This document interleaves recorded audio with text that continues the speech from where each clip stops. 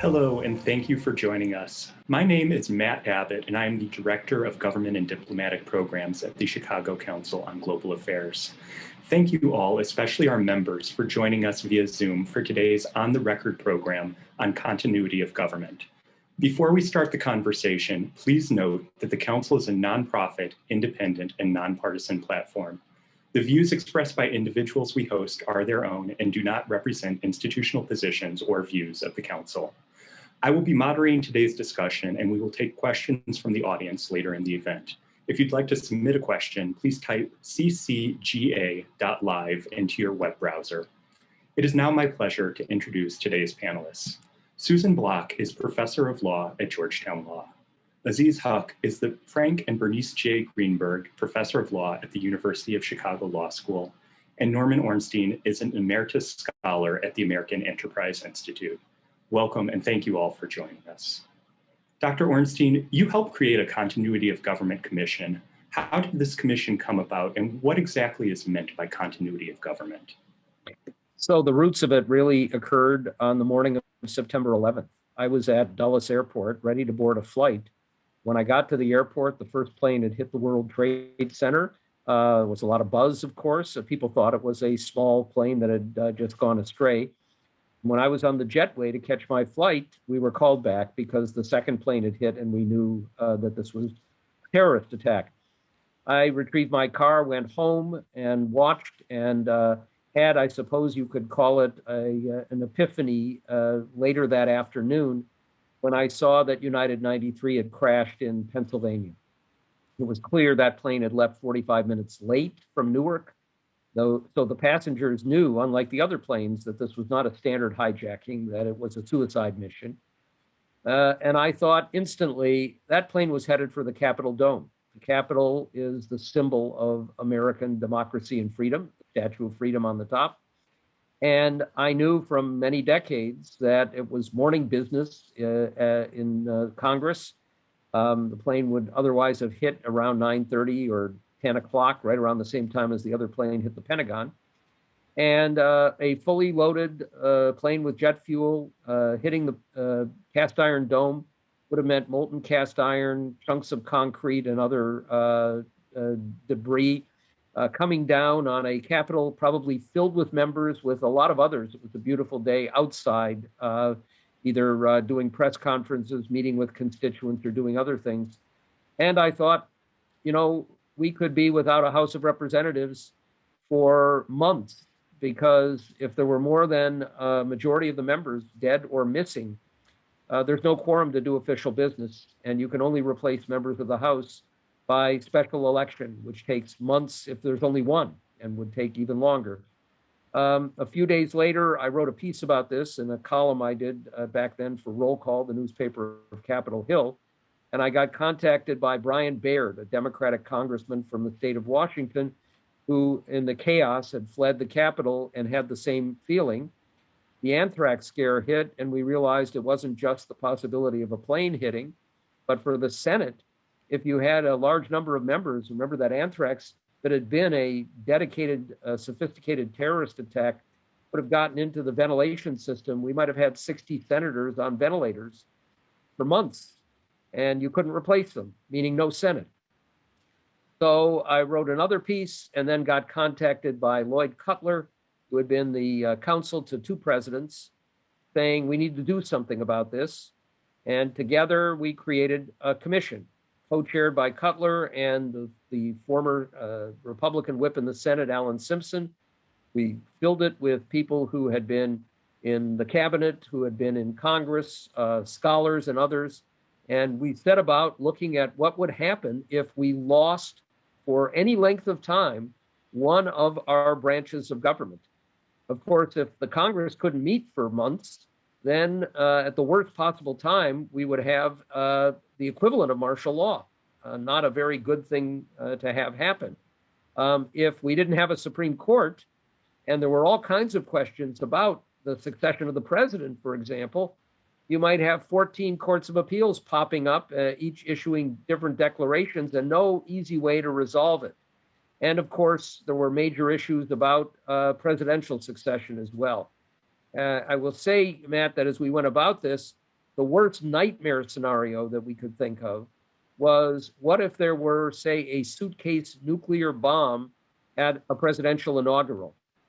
All the leaders in Congress, all the former presidents, the members themselves, the Supreme Court justices there on the west front of the Capitol, and we have most of the cabinet who have ostensibly filled out letters of resignation as of noon on that day, but not necessarily anybody confirmed.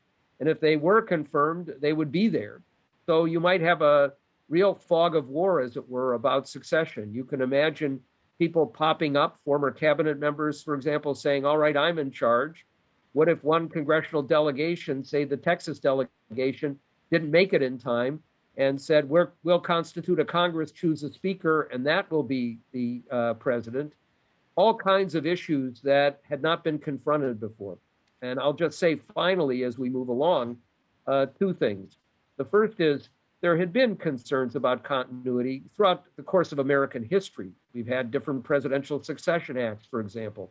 We had periods of time when there was nobody in the line of succession, when the only people who were in the line, besides the vice president, were the two congressional leaders, and Congress didn't come into session until the end of March or late in March. And there were periods when we had a president assassinated and a vice president in place, but no speaker, no president pro tempore of the Senate. So these are issues that have emerged before. During the Cold War era, as we know, there was a bunker set up at the Greenbrier Resort in West Virginia. I've gone and visited it. It's quite amazing. The expectation was that there might be missiles launched from Siberia. They'd have about 45 minutes to an hour where they could, by helicopter or other means of transportation, get down to the Greenbrier in this fortified bunker. The terrorist attacks in this day and age don't come with notice necessarily. And obviously the issues are raised again with COVID, many of them that we will discuss, no doubt, in this session. We issued 3 reports, one on the presidency, one on the Congress, one on the courts, the judiciary. And in keeping with what usually happens when these crises or disasters occur, almost nothing got done. Once the immediate crisis was passed, the excuse that we got from congressional leaders, from the president, George W. Bush at the time, and his vice president, Dick Cheney, was we've got so many things to do, we're just not going to tackle this. And another part of it, frankly, was kind of superstition. The same reason smart people don't get wills executed, even when they're traveling together, and there are real questions, for example, about the custody of children, because you fear that if you do this, it might increase the chances that something bad will happen. And it also raises very difficult questions that you don't necessarily feel like raising, but it leaves you in jeopardy, and that's where we are. Thank you very much. Now, turning briefly to each branch of government, I'd like to start with Professor Huck in the executive branch. Professor, can you give us an overview of the 25th Amendment, presidential succession, and whether the executive branch is prepared for continuity of government? I wanted to start by thanking Matthew and the Council for setting this event up and inviting me. The law of presidential succession is set out both in the main body of the Constitution and the 25th Amendment, and further in a statute that Congress enacted in 1948. It's not the first such presidential succession statute. One of those has existed since the 1790s, but it's the one in force now. As a first order matter, the president can be removed out of the ordinary circumstance of an election that terminates his or her term in office through 3 different mechanisms: through impeachment, through a finding pursuant to the 25th Amendment of incapacity, and through, as has happened on multiple occasions in American history, through death. Once one of those irregular forms of presidential term ending has happened, there is a number of further steps that the Constitution sets forth and then the law of presidential succession describes. So the Constitution sets forth that the vice president will step into the role of the president if the president becomes is deceased or otherwise permanently unavailable. The same is true with respect to temporary findings of incapacity pursuant to the 25th Amendment. If both the president and the vice president are not available to serve in those in a presidential capacity, then the statute that sets out a line of presidential succession kicks into action. This is a statute that is passed by Congress pursuant to or explicitly recognized as an authority of Congress in the 25th Amendment itself. Pursuant to that statute, the Speaker of the House and the President pro tempore are the second and third in line to serve as president. Following them are members of the cabinet. It's worth saying that the elected congressional leaders have been central to the line of succession since 1792. Congress has consistently identified elected rather than appointed leaders as the appropriate points in the secession, even though this raises the concern that Mr. Ornstein identified of an attack that targets an event like the State of the Union speech, and that creates a situation in which several members of the sequence of presidential succession offices are unavailable. There's an important legal question that arises with respect to the Presidential Succession Act that is worth stressing here, and it's the point that I'll close on. The Article 2 of the Constitution, which sets forth the details of the presidency as of 1787, describes the line of succession as being constricted to officers. Members of Congress, including the Speaker and the President of the Senate, are not, by many accounts, officers. So there is an argument that the elements of the Presidential Succession Act of 1948 that identify legislators as potential successors to the president is unconstitutional. And one can imagine conflict emerging, in particular if the Speaker of the House comes from a different party from both the president, the vice president, and the members of the cabinet that follow in the line of succession, right? So you can imagine, for example, a scenario in which a President Trump and a Vice President Pence had been incapacitated, where the Speaker of the House, Ms. Pelosi, asserted that she was president, and where Mike Pompeo, as Secretary of State, asserted to the contrary that those provisions of the Presidential Succession Act that allowed Ms. Pelosi to step into that role were unconstitutional. Right, that's an important weakness in the succession scheme. It's also been argued that the inclusion of the Speaker and the President of the Senate is lawful. Probably the most influential such argument has been offered by the Dean of the Harvard Law School, John Manning. Manning emphasizes the fact that legislators have been in the sequence, the chain of succession, since the 1790s, and that Congress's judgment as to the meaning of the word officers with respect to questions of succession is binding or at least due heavy deference. So that's the basic scheme, and I think one element of uncertainty that could well have played out during the interaction between the COVID-19 pandemic and the Trump White House. Thank you very much. Now, turning to the judicial branch, Professor Block, what happens to the Supreme Court if some or all of the justices are killed or incapacitated? And is the judicial branch prepared to ensure continuity of government? I think the judicial branch is arguably in a better position than the other two branches with respect to continuity.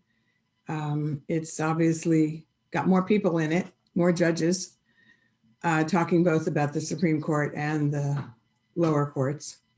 And the lower courts, at least, are geographically dispersed. Supreme Court, when they're in session, is obviously an easy target. But the Supreme Court, in addition to being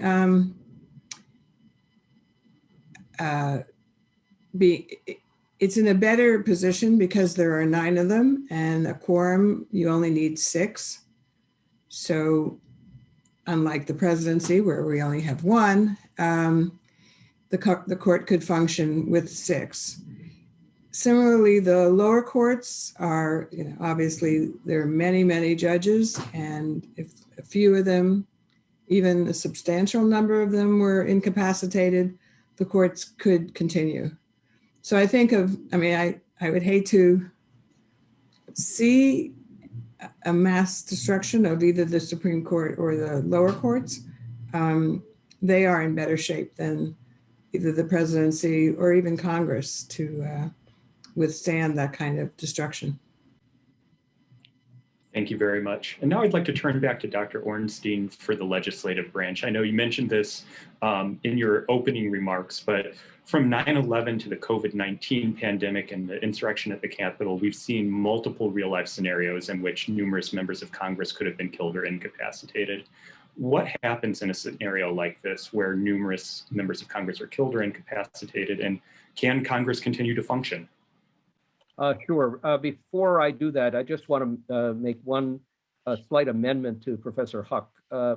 Actually, the members of Congress were in the line of succession from early on, and there were just the 2 of them, the President pro tempore of the Senate first, the Speaker of the House second. In 1886, following 2 presidential assassinations, they actually took the members of Congress out of the line of succession and just had the cabinet members. They were not put back in until 1947, when Harry Truman believed that there should be elected leaders first, and then he flipped the order and had the Speaker of the House come first. So with that, as we grappled with what to do if we had a Congress that either lost a majority of its members, taking it below the constitutional quorum requirement of half the members to do business, or with both the House and Senate, the substantial numbers of members incapacitated. And I would note that we've had that happen before in individual cases. In the Senate, Carl Mundt of South Dakota was comatose for a long period of time and was still in the Senate. He could have been removed by expulsion, requiring 2/3 of the members, but nobody was going to do that to Carl Mundt, and so they just operated without him. We had a House member, Gladys Spellman of Maryland, who had a massive stroke and was herself in basically a vegetative state, and she just stayed there until the next election and was replaced. But that's different than having large numbers of members lost or incapacitated. And we decided that the only way you could deal with this, and it would have to be with a very high threshold in the case of a real catastrophe, natural or otherwise, was that if you reach a threshold with that kind of catastrophe, we needed to have a provision for emergency interim appointments to the House and Senate until you could hold a legitimate election, which would itself take some months. And we left open different ways in which those emergency interim appointments could take place. from governors, or as we actually saw in a couple of cases in state legislatures during the Cold War, where they made provisions with the members themselves picking an alternate in case something happened to them. Not something that most members wanted to do, frankly. But they would serve until the election, or if incapacitated, until those incapacitated individuals could sign an affidavit saying, I'm ready to come back. This can only be done by constitutional amendment. We recommended that it be done, as I said, not for any kind of individual case or without an extremely high threshold to have it occur. But we got significant opposition from inside the House in particular, from people who said the House of Representatives has never had anybody serve who wasn't first elected. Then it's different. In most states, there are provisions if there's a vacancy for a temporary appointment by the governor. Of course, we just saw that, for example, with the Senate seat in Georgia that was held by Kelly Loeffler. The House has never had one who wasn't elected, and there was this kind of emotional reaction.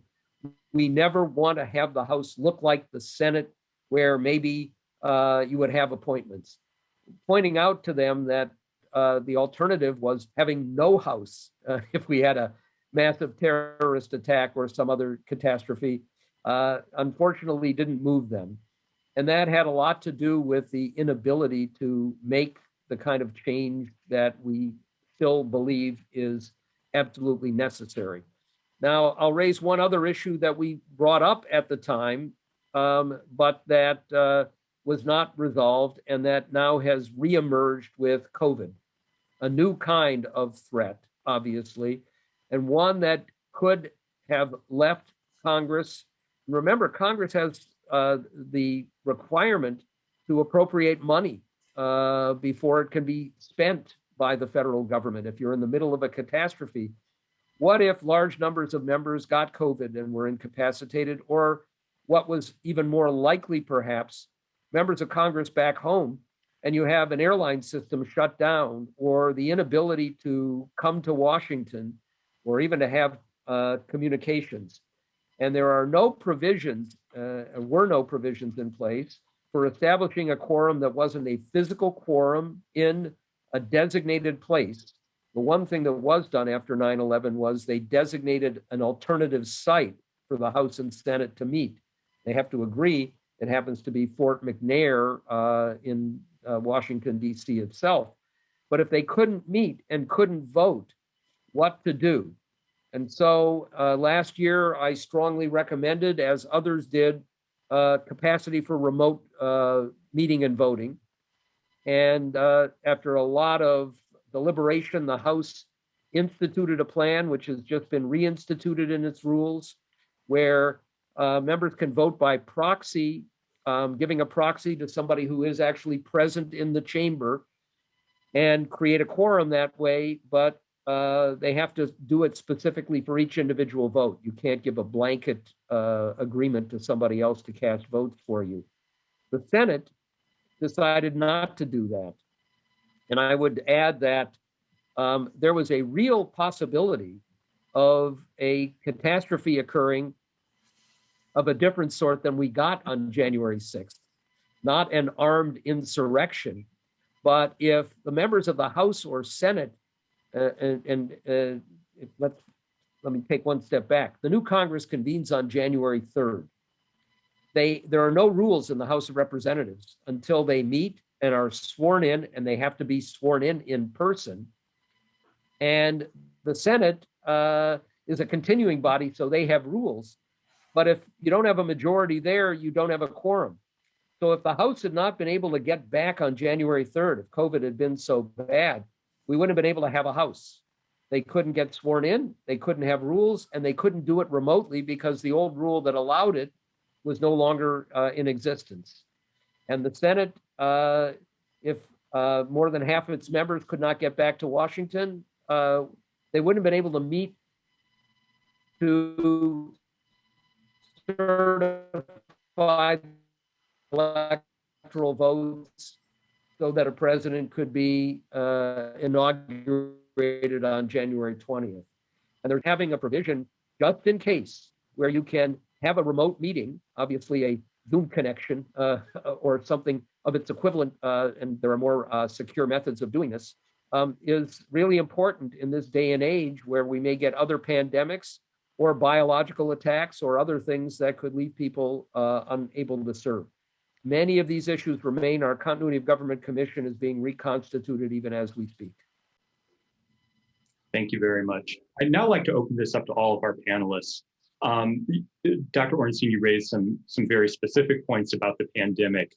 Has the government taken any steps in the past year or so, and specifically in response to the COVID-19 pandemic, to better ensure continuity of government during a public health emergency? You mentioned the House, but are other branches of government, especially as we're living in this digital age and so many people are working from home, taking similar steps to better ensure that continuity of government? Well, I would say, and Susan can follow, the Supreme Court, of course, moved to have its oral arguments done remotely. I'm more concerned, I would say, about the Supreme Court than Susan is, because we could easily have a situation, especially as many of them are older, where we could fall below that statutory quorum requirement. And if you don't have a president in place, for example, or a Senate in place, you can do a recess appointment, but you could really have a problem. What our commission recommended there, I should add, is an emergency interim court of appeals consisting of any remaining Supreme Court justices and the chief judges of the 14 appeals courts, who are, of course, spread around the country, just until you could get back to a point where you had that quorum requirement met. But other than having remote meeting, we didn't have anything else done for the court. And we know, I would add that, we have a big problem with the 25th Amendment to the Constitution, which sets in place all of these practices if the vice president and half the cabinet deem a president incapable of serving for a period of time, or if the president himself says, I'm going to be under anesthesia, so I'm going to designate the vice president. But if a president and vice president are both incapacitated, there is no provision in place. The Presidential Succession Act of 1947 doesn't cover incapacitation, only vacancies. And of course, with COVID, it was certainly possible that both Donald Trump and Mike Pence could have been incapacitated, and then we would have had no clear example of a process. This was something that the framers of the 25th Amendment actually grappled with. Birch Bayh, who was the author, his chief staff person, John Feerick, who's at Fordham Law School, and they decided it was too difficult and would add baggage to an amendment, and so they didn't deal with it. And now that's something that we ought to be dealing with. Absolutely. Thank you. And Professor Huck, I believe you're muted still. Let me add one point that builds upon this point about incapacity. The same issue with respect to the incapacity of both the president and the vice president, for which there's no mechanism pursuant to the 25th Amendment, reiterates for legislators. So the Constitution provides that each house has the power to expel a member by a 2/3 supermajority. And there's some authority on the part of a house to decline to seat a member by a simple majority vote. But neither of those two provisions has ever been employed with respect to a member who is incapacitated. So it's possible to imagine a situation in which an individual member of either the House or the Senate is unable to perform their obligations, but where the provision either for a special election with respect to the House or a gubernatorial appointment with respect to the Senate had not kicked in. And the available constitutional mechanism for emptying that seat would at least, if one accounts for the text of the Constitution and the precedent set by each of the two houses historically, would not be able to be emptied for the purposes of triggering either the special election or the gubernatorial appointment. Yeah. Professor Block, did you have any comments? No, I'm just amazed at how many weaknesses we have. I've also been amazed that it took so long to get something like the 25th Amendment when the Constitution clearly anticipated what you did if the House, if a member of the House couldn't serve or the Senate, but didn't think about the president, at least not sufficiently. But they did a good job otherwise. And following up on that, all of you have outlined some scenarios that are clearly apparent that there are some potential gaps in continuity of government. With the Continuity of Government Commission that has been presented to Congress, action has not been taken on all the potential gaps. What happens during one of these doomsday situations that have been outlined? Obviously, it's a number of different scenarios that could play out, but what would be your predictions if, say, there was no House of Representatives? How would the country continue to function? How would we get back on track in such a situation? I wish I could be reassuring here. I think, it's a real weakness in our system. And, as I indicated, this is not new. We went through significant periods of time where we really could easily, especially if you think back to the 1870s and 1880s, where people died on a frequent basis at a younger age. There were all kinds of, we didn't have modern medicine. And that we went through a period with presidential assassinations, with a vice president and no succession plan for a vice president, and with, for periods at least, no speaker, no president pro tem of the Senate. If the vice president had died, we would have had a vacuum and potential chaos. Now, maybe less meaningful because government wasn't quite as substantial and important at any given time, but pretty bad. Now we would have chaos. Potentially, what concerned me about the 9/11 scenario is if you didn't have a House or you didn't have a Senate where you were hamstrung legally because you could not, at that point, we needed massive appropriations to deal with the reconstruction in New York and at the Pentagon, to deal with the military needs that we had. We had all kinds of issues being raised that ended up with a Patriot Act, which, if there had not been a Congress, I suspect all of us have our real concerns about what was in the Patriot Act. But it could have been much worse if you think about what President Bush and his team wanted to do at that point, and his attorney general. Congress provided some check and balance. If you don't have those checks and balance in place, then the executive acts unilaterally. Now, that's of necessity. You need to have action, but it's not what you want at a time of crisis. And, following on what Professor Huck said, the nightmare scenario for the Senate was with the anthrax attack, and again now with COVID. If more than a third of the members are incapacitated, you have no way of removing them, because you need that 2/3 vote if you're going to expel anybody, if you're going to try and somehow desperately reconstitute the body, if they're going to be incapacitated for a long period of time.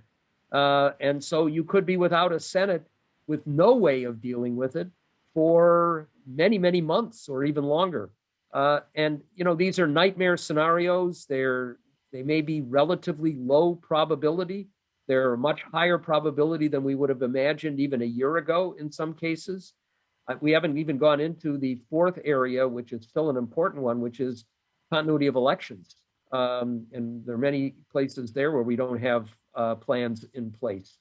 I'll just mention, in 2018, Hurricane Michael, which was the first Category 5 hurricane to hit the Gulf Coast in a very long time, was about 2.5 weeks before the midterm elections. and it came within an eyelash of hitting Pensacola, the largest city in the panhandle of Florida, which would have caused massive damage and disruption. And there was a pivotal Senate and gubernatorial contest in that election in Florida. If the panhandle had been unable to vote, the election would have gone forward and it would have been a distorted election. There's no plan to have a do-over for a federal election, much less a presidential election. So we've got all kinds of issues that have gone unaddressed, and it's now time to address them. And as a reminder to our audience, you can submit your questions at ccga.live, please. And Professor Huck, I apologize, I believe you were going to make a comment. I was going to add two things to what Dr. Ornstein said. One of which I'd be interested to get his view on. So the first is, we have been describing the quorum requirement that is contained in Article 1 of the Constitution for the House and the Senate as if the denominator for determining what counts as a quorum is the entire body of legislators within a given house. Now, there's a tradition or a line of precedent within each house that suggests that, at least for certain matters, nothing like the exigent conditions that we've been discussing here, the denominator for quorum purposes can be smaller. And one of the open questions, which I think Dr. Ornstein's approach is implicitly rejecting, is why not treat the quorum rule as being calculated by reference to the number of people who are able to participate at a given moment in time? That's the first point. The second point is we should not be at all surprised that constitutions in particular fail to address this question. So we actually know a lot through academic research on the way in which constitutions are formulated, about what drives people in the process of arguing and bargaining over constitutional text. And what looms large is the preservation of the interests that people participating in those drafting processes bring to the table in the first place. And second, the short-term problems that a constitution is generally adopted to address. So constitutions, even if they happen to last a long time, and the United States has the longest lasting constitution, one of the shortest and least detailed constitutions in the world. Constitutions are almost always, and certainly this is true in the US case, drafted in under conditions of narrow time horizons, looking backward slightly, looking forward slightly. And the resolution of distant, small probability tail risks, where the implications of resolving the tail risk are uncertain because people don't know where they will be politically when the risk arises, will almost never be worth the candle for the people involved. And moreover, the individuals involved in a constitutional drafting process might rationally think that creating solutions to tail risks might create mechanisms that enable an unraveling of otherwise stable political arrangements, right? The worry here might be captured in the concern, and I don't mean to legitimate or endorse the concern, I'm just describing it, the concern among some Republicans that the mechanisms like impeachment or mechanisms like the 25th Amendment might be abused, their term, not mine, in the interregnum between the November 6th election and an inauguration, right? That kind of worry drives people away from resolving these kind of tail risk problems in a constitution. Thank you very much. We have about 5 minutes remaining, so I'd like to turn to a question from the audience. And one of our questions is, the Continuity of Government Commission focused its efforts on recommendations on the prospect of catastrophic numbers of losses in the House and Senate. But the recent events of January 6th, combined with the very close margins in both chambers, suggest that there is a risk, and I hate to say this, of targeted assassinations changing the balance of political power in the Congress. It seems there may potentially be a need for a mechanism that prevents politically motivated replacements in the Senate, and that we need a mechanism for similarly prompt replacement of vacancies in the House. What are your thoughts on this? So I actually wrote a piece on this as well, saying that what we really should have now, because that was something that occurred to me and many others on January 6th, that if one of the goals of some of these terrorists had been to create a Republican House and Senate to then alter the results of the certification of electors, it wouldn't have taken very much. One Democrat in the Senate, almost a literal handful in the House to make the difference. And we know that this is also not a new thing. There were plans right around the assassination of Abraham Lincoln also included plans to get rid of his cabinet members for just a similar set of reasons. I suggested that we actually have a provision where members could pick a successor in the event of something like this happening. It's not something I would prefer to have happen, but we're in an unprecedented place right now, given what we saw on the 6th. There are not great answers to some of these questions. My sense of the tail risk is if you can do something that is not partisan, and really we actually had stronger support from, in many cases, from Republicans than from Democrats when we were doing our continuity work. Our champion in the Senate was John Cornyn, and his staff director then, Jim Ho, who's now an appeals court judge. And we had Democrats as well. I think it's more the inertia and the superstition and the unwillingness to take on some of these just knotty questions of who would succeed you than it is the sort of rational concern about whether the costs of doing something for a small probability event outweigh the benefits. In this case, the cost is a pretty small one for a benefit that would be a quite large one sometime down the road. But maybe it'll be different this time. There's more interest being expressed by many members of Congress now, we're finding, than we had before. I wanted to elaborate on one point about the Senate. Now, the Senate has a constitutional mechanism for replacement by gubernatorial appointment that dates back to the 1787 Constitution. That's not changed by the 17th Amendment, which creates direct election of senators.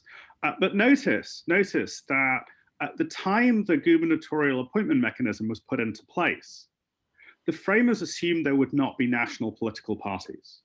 So the question about politically motivated targeted assassinations it's a very good question, and it's premised upon a dynamic partisan competition at the national level that the framers assumed would not exist. And so what you have is a mechanism that's put in place, assuming one set of background political dynamics at the national level that manages to persist without anyone noticing when popular election is put into constitutional place by the 17th Amendment, that the mechanism no longer is amenable to justifications on the terms at which it was originally included in the Constitution. And the result of that mismatch between the design of the original Constitution and changing political environments is precisely the risk that the questioner asks about, right? So this is one really interesting case in which the Constitution is kind of slipping free off the moorings, the ideological and political moorings that gave it sense in the first place. You know, it's interesting because, of course, this specific issue arose when Pat Leahy was in the hospital overnight, who's the president pro tempore of the Senate in his 80s. And while it was nothing serious, he's set to preside over the impeachment trial. And there's a Republican governor in Vermont, his state, and he's a Democrat. The governor has the authority, every state is different, or many states are different, to pick a replacement until a special election could be held within the next 6 months, but it could change, obviously, the balance of power. Some states have tried to deal with this by putting in place laws, as North Carolina has done, that require the governor to pick a replacement if there's a Senate vacancy from the same political party. And actually, in North Carolina, you're required to pick from a list of 5 chosen by the central committee of that party.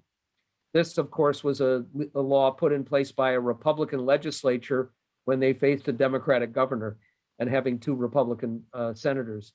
But most states leave that up to the governor. And you could, obviously, we have seen many instances in which the replacement was from a different party than the original seat because of the party of the governor. It matters always, but it matters a lot more if you have a 50-50 Senate.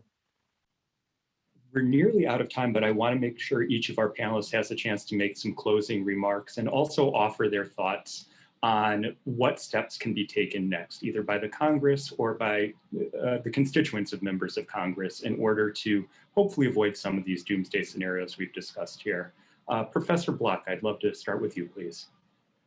Thank you. Well, one of the issues that I've been concerned about with respect to the courts, particularly the Supreme Court, is slightly different from what we were just talking about, but it's related, and in part it's because of life tenure and because, fortunately, we're all living longer, and because the way the Supreme Court is set up, it has a number of, I think, unattractive attributes. One is that people decide when to retire based on who the president is, and I think that sort of it makes sense politically, but for an institution that we want to be nonpartisan, it's a very unfortunate dynamic.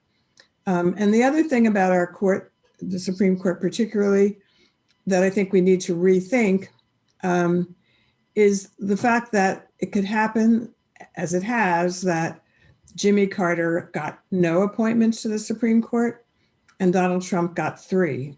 And that's not, my statement is not a political statement. It's just a statement that something's amiss when it's sort of that random. And I think it's something we ought to be thinking about. Thank you very much. Professor Huck, please. Well, there's always, there's necessarily a kind of mild embarrassment that anyone has in participating in a panel like this with Norm Ornstein, because he didn't just write the book, he actually wrote 3 books on it. And, you know, anything that any of us know about it is because we've read his work. And it seems therefore appropriate to say, you know, just do what Ornstein says. That seems to be a pretty good kind of blanket recommendation with respect to the all of the issues I think that we've put on the table.